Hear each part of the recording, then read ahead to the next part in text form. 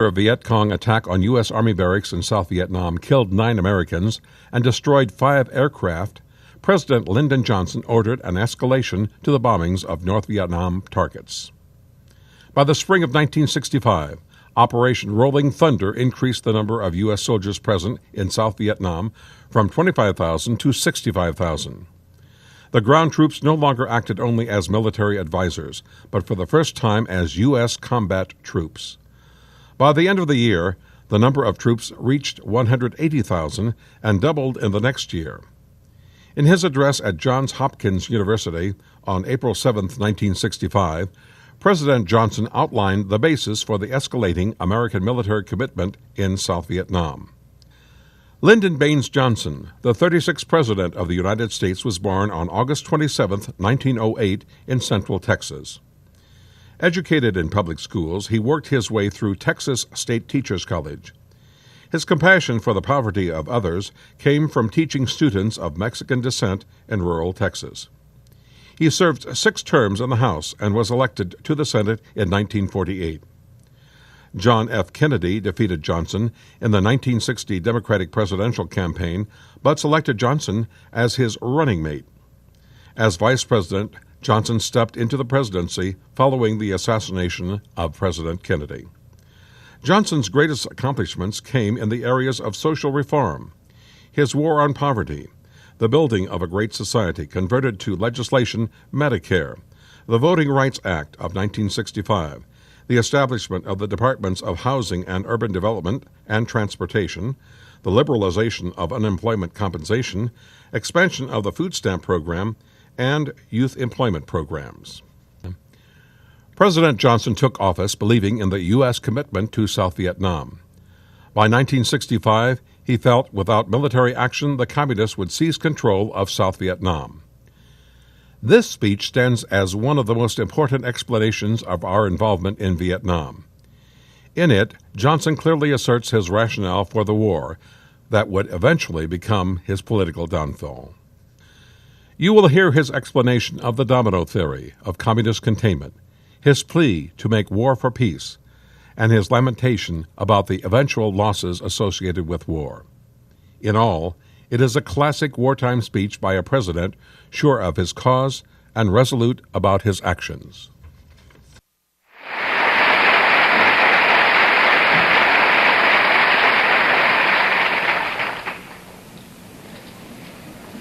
Mr. Collins, Senator Brewster, Senator Tidings, members of the congressional delegation, members of the faculty of Johns Hopkins student body, my fellow Americans.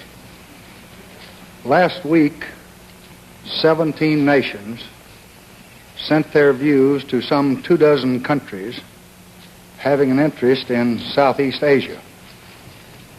We are joining those 17 countries and stating our American policy tonight, which we believe will contribute toward peace in this area of the world.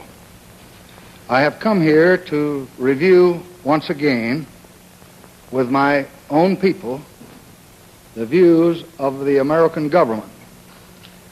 Tonight, Americans and Asians are dying for a world where each people may choose its own path to change. This is the principle for which our ancestors fought in the valleys of Pennsylvania. It is a principle for which our sons fight tonight in the jungles of Vietnam. Vietnam is far away from this quiet campus. We have no territory there, nor do we seek any. The war is dirty and brutal and difficult. And some 400 young men, born into an America that's bursting with opportunity and promise, have ended their lives on Vietnam's steaming soil. Why must we take this painful road? Why must this nation hazard its ease and its interest and its power for the sake of a people so far away? We fight because we must fight if we are to live in a world where every country can shape its own destiny, and only in such a world will our own freedom be finally secure. This kind of a world will never be built by bombs or bullets.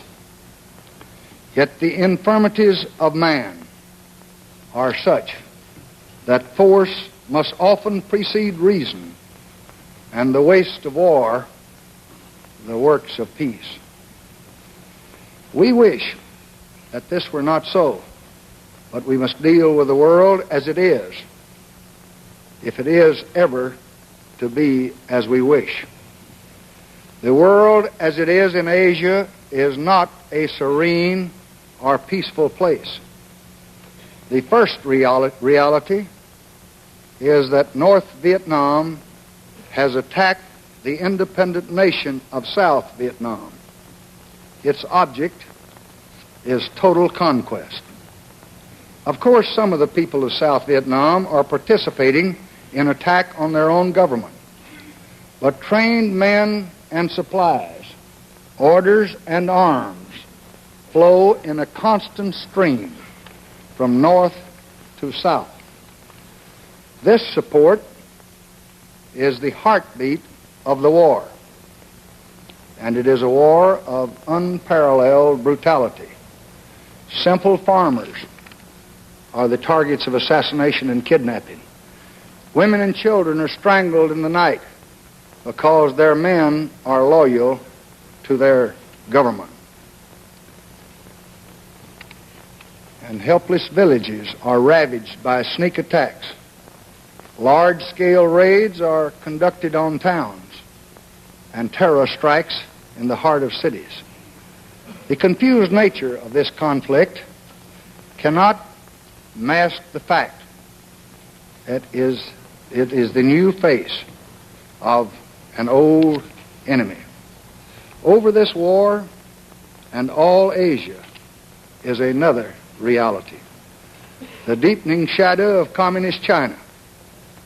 The rulers in Hanoi are urged on by Peking. This is a regime which has destroyed freedom in Tibet, which has attacked India, and has been condemned by the United Nations for aggression in Korea. It is a nation which is helping the forces of violence in almost every continent.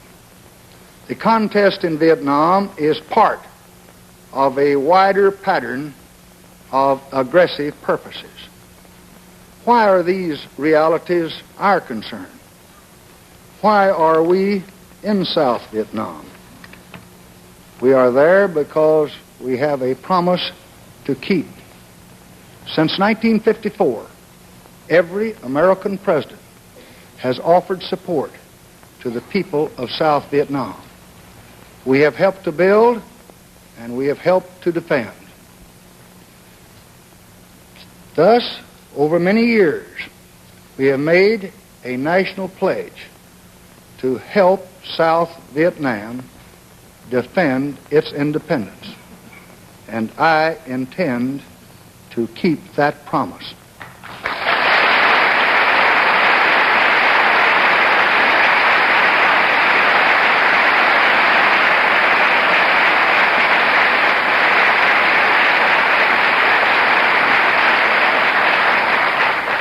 To dishonor that pledge, to abandon this small and brave nation to its enemies, and to the terror that must follow, would be an unforgivable wrong. We're also there to strengthen world order.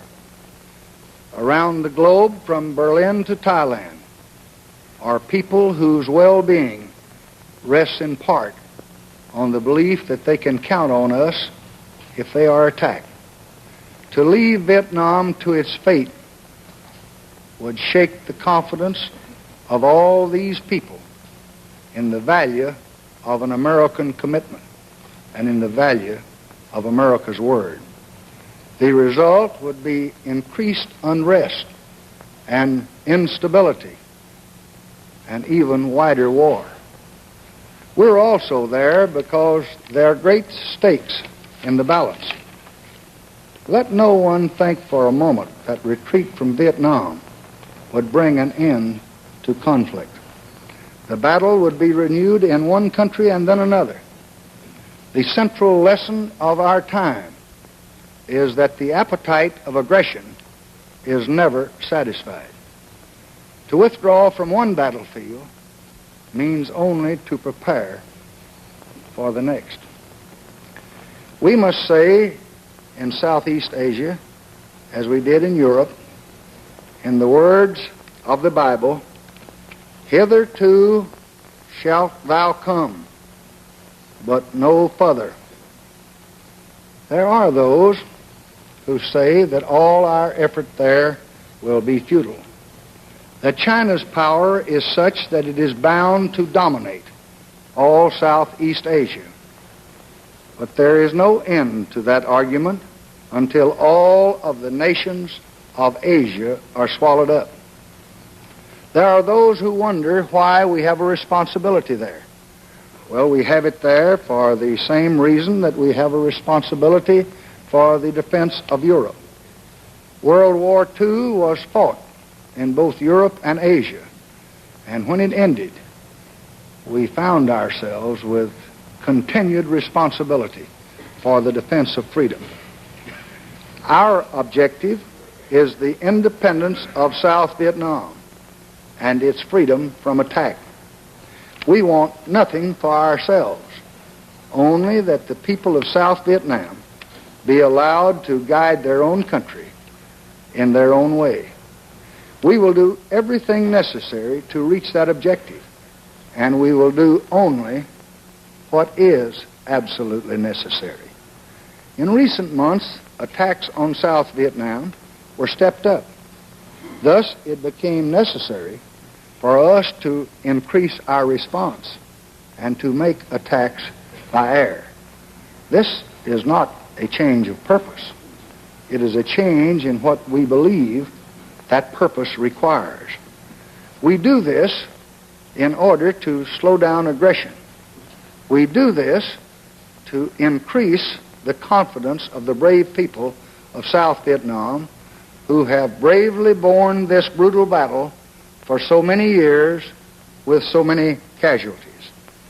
And we do this to convince the leaders of North Vietnam and all who seek to share their conquest of a very simple fact: we will not be defeated.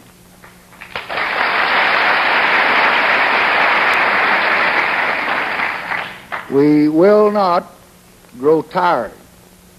We will not withdraw, either openly or under the cloak of a meaningless agreement. We know that air attacks alone will not accomplish all of these purposes, but it is our best and prayerful judgment that they are a necessary part of the surest road to peace. We hope that peace will come swiftly, but that is in the hands of others besides ourselves. And we must be prepared for a long, continued conflict. It will require patience as well as bravery, the will to endure as well as the will to resist. I wish it were possible to convince others with words of what we now find it necessary to say with guns and planes. Armed hostility is futile. Our resources are equal to any challenge because we fight for values and we fight for principles rather than territory or colonies. Our patience and our determination are unending. Once this is clear, then it should also be clear that the only path for reasonable men is the path of peaceful settlement.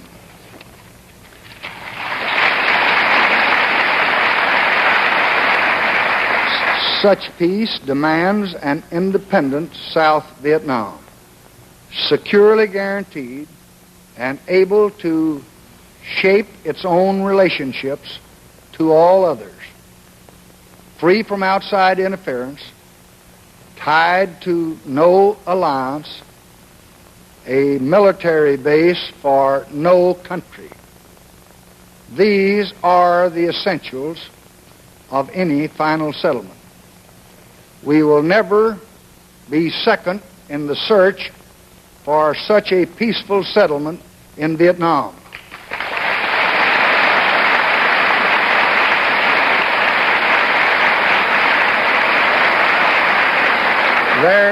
There may be many ways to this kind of peace, in discussion or negotiation with the governments concerned, in large groups or in small ones, in the reaffirmation of old agreements or their strengthening with new ones.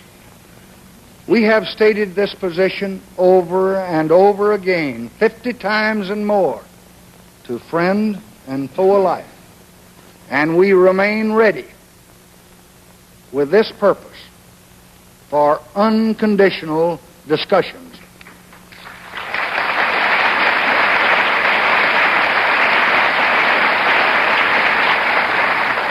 And until that bright and necessary day of peace, we will try to keep conflict from spreading. We have no desire to see thousands die in battle, Asians or Americans. We have no desire to devastate that which the people of North Vietnam have built with toil and sacrifice. We will use our power with restraint and with all the wisdom that we can command. But we will use it. This war, like most wars, is filled with terrible irony. For what do the people of North Vietnam want? They want their neighbors what they want. Their neighbors also desire. Food for their hunger, health for their bodies, a chance to learn, progress for their country, and an end to the bondage of material misery. And they would find all of these things far more readily in peaceful association with others than in the endless course of battle. These countries of Southeast Asia are homes for millions of impoverished people. Each day these people rise at dawn and struggle through until the night to wrestle existence from the soil. They are often racked by disease, plagued by hunger, and death comes at the early age of 40. Stability and peace do not come easily in such a land. Neither independence nor human dignity will ever be won, though, by arms alone. It also requires the work of peace. The American people have helped generously in times past in these works, and now there must be a much more massive effort to improve the life of man in that conflict-torn corner of our world. The first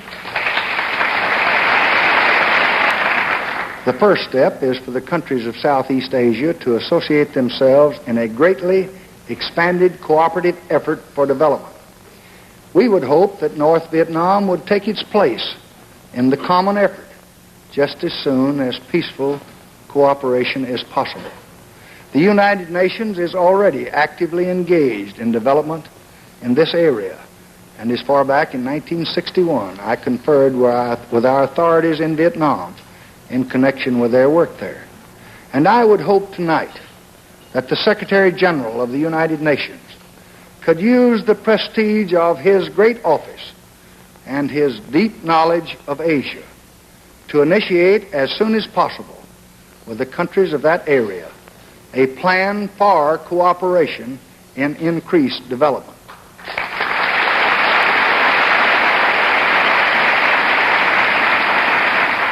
For our part, I will ask the Congress to join in a $1 billion American investment in this effort as soon as it is underway.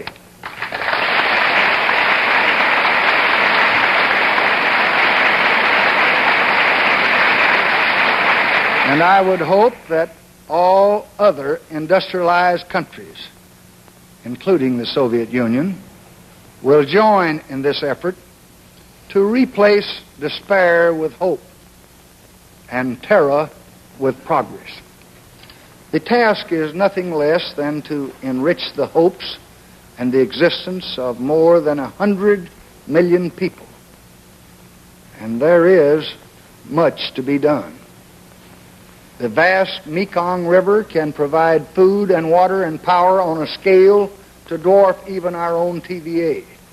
The wonders of modern medicine can be spread through villages where thousands die every year from lack of care. Schools can be established to train people in the skills that are needed to manage the process of development. And these objectives and more are within the reach of a cooperative and determined effort.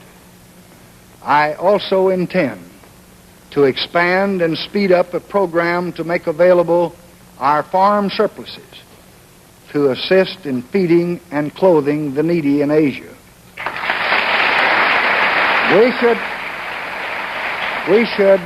We should not allow people to go hungry and wear rags while our own warehouses overflow with an abundance of wheat and corn and rice and cotton.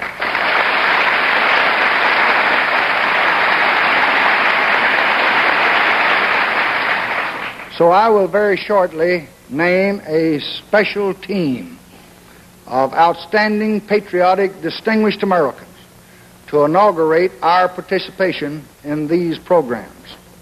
This team will be headed by Mr. Eugene Black, the very able former president of the World Bank. In areas that are still ripped by conflict, of course, development will not be easy. Peace will be necessary for final success.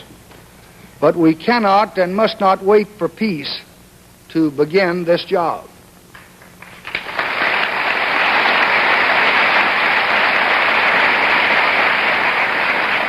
This will be a disorderly planning for a long time. In Asia as elsewhere, the forces of the modern world are shaking old ways and uprooting ancient civilizations. There will be turbulence and struggle and even violence. Great social change, as we see in our own country now, does not always come without conflict. We must also expect that nations will on occasion be in dispute with us. It may be because we are rich or powerful, or because we have made some mistakes, or because they honestly fear our intentions. However, no nation need ever fear that we desire their land, or to impose our will, or to dictate their institutions. But we will always oppose the effort of one nation to conquer another nation.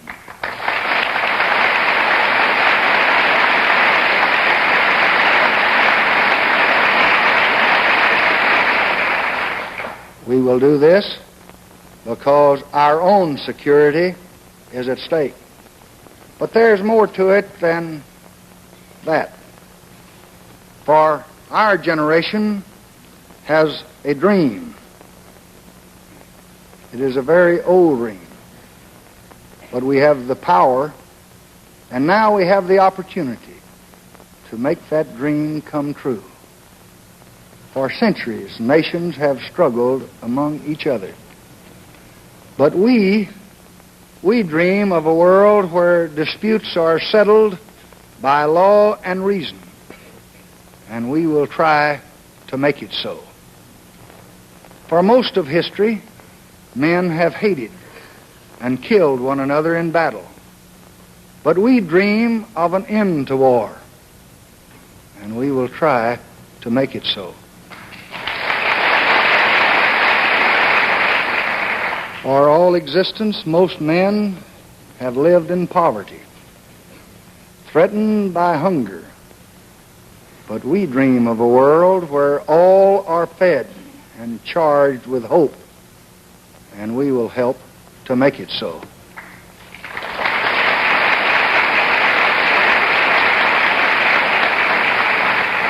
The ordinary men and women of North Vietnam and South Vietnam, of China and India, of Russia and America, are brave people. They're filled with the same proportions of hate and fear, of love and hope.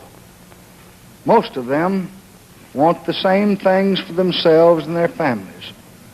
Most of them do not want their sons to ever die in battle or to see their homes or the homes of others destroyed. Well, this can be their world yet. Man now has the knowledge, always before denied, to make this planet serve the real needs of the people who live on it. I know this will not be easy. I know how difficult it is for reason to guide passion and love to master hate. The complexities of this world do not bow easily to pure and consistent answers. But the simple truths are there just the same. We must all try to follow them as best we can. We often say how impressive power is, but I do not find it impressive at all. The guns and the bombs, the rockets and the warships are all symbols of human failure. They are necessary symbols. They protect what we cherish, but they're a witness to human folly. A dam built across a great river is impressive. In the countryside where I was born and where I live, I have seen the night illuminated and the kitchens warmed and the homes heated, where once the cheerless night and the ceaseless cold held sway. And all this happened because electricity came to our area along the humming wires of the REA. Electrification of the countryside. Yes, that too is impressive. A rich harvest in a hungry land is impressive. The sight of healthy children in a classroom is impressive. These, not mighty arms, are the achievements which the American nation believes to be impressive. And if we are steadfast, the time may come when all other nations will also find it so. Every night before I turn out the lights to sleep, I ask myself this question: have I done everything that I can do to unite this country? Have I done everything I can to help unite the world, to try to bring peace and hope to all the peoples of the world? Have I done enough? Ask yourselves that question in your homes and in this hall tonight. Have we, each of us, all done all we could? Have we done enough? We may well be living in the time foretold many years ago when it was said, I call heaven and earth to record this day against you, that I have set before you life and death, blessing and cursing. Therefore choose life, that both thou and thy seed may live. This generation of the world must choose. destroy or build, kill or aid, hate or understand. We can do all these things on a scale that's never dreamed of before. Well, we will choose life. And so doing, we will prevail over the enemies within man and over the natural enemies of all mankind. To Dr. Eisenhower, Mr. Garland, and this great institution, John Hopkins, I thank you for this opportunity to convey my thoughts to you and to the American people. Good night.